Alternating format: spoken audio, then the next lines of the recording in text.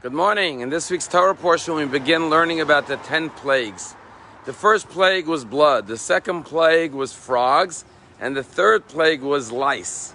And what's interesting is that the first 3 plagues were not executed by Moshe Rabbi. It was done by his brother Aaron, who struck the water to produce the blood and the frogs. Struck the water to produce the blood and the frogs, and struck the earth to produce the lice. And the rabbis tell us, why is it that Moshe Rabbeinu was not the one to bring about the first 3 plagues? And the rabbis say, because Moshe Rabbeinu's life was saved by the water when his mother put him in the Nile, and therefore he could not turn the water into blood or produce the frogs by striking the water. And Moshe Rabbeinu's life was subsequently saved by the earth when he killed the Egyptian who was beating the Jew, and he hid his body in the earth to cover up his crime. And therefore he had a debt of gratitude to the Nile and to the earth, and therefore he could not strike it and bring about a plague. And the question is, what does it mean to show gratitude to an inanimate object like water and earth? And here Judaism and the Torah and the rabbis are teaching us a very powerful lesson. First of all, consider that Moshe Rabbeinu was 80 years old at this time. And the saving of his life through the Nile occurred 80 years earlier.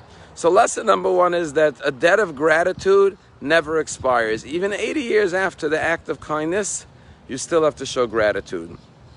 But more fascinatingly, the Torah is teaching us that we have to show gratitude even to inanimate objects like water and soil. Why?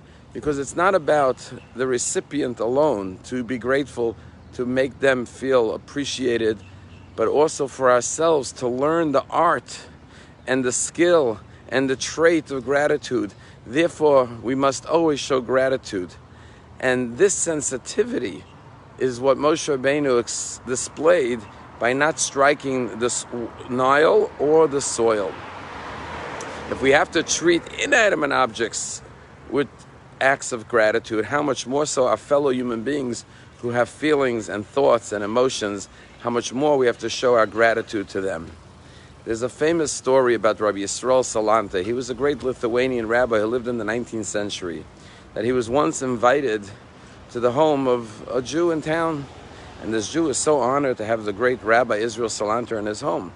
When he came into his home, he saw that his wife was running late, and she is still setting the table. And she had the chalot on his place, but she had not covered the chalot yet. And you know, the reason we cover the challah on Friday night when we make kiddush is because under Jewish law, we're allowed to make kiddush either.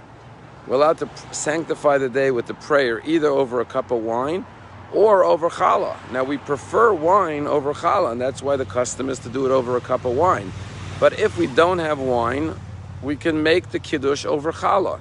And so the reason we cover the challah is because we don't want the challah to see that we're making the kiddush over the wine, because the challah will be offended that we chose the wine over the challah.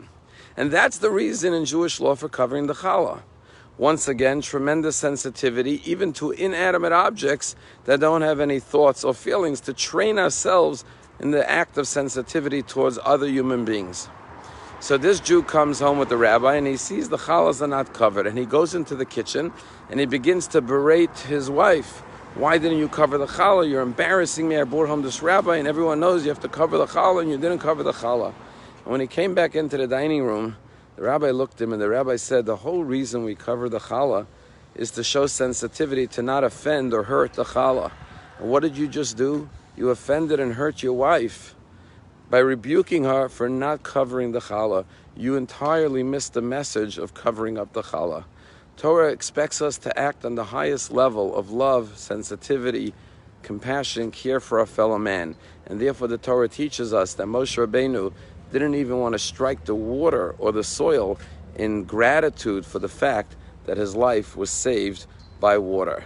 We should always remember to be grateful for those who were kind to us, even when it was 80 years after the deed, and especially to our fellow man who has feelings and sensitivities. Have a wonderful day.